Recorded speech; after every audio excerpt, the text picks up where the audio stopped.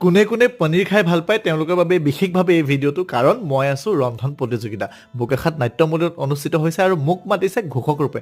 আপোনালোকৰ বিভিন্ন অনুষ্ঠানত কিন্তু মোক ঘোষক ৰূপে বিচাৰিব পাৰে, মই মানে ফ্ৰী থাকোঁ, এভেইলেবল থাকোঁ।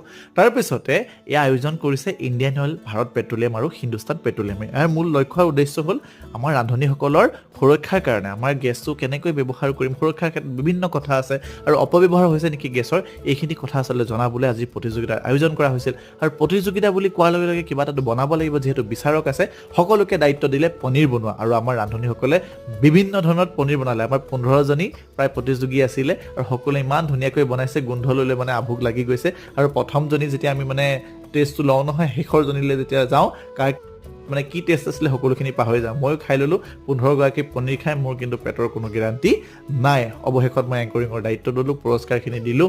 3টা পুৰস্কাৰ আছিলে। আজৰি এগৰাকী ইমানেই ধুনীয়াকৈ বনালে, আমি 4ৰ্থ পুৰস্কাৰ দিলোঁ।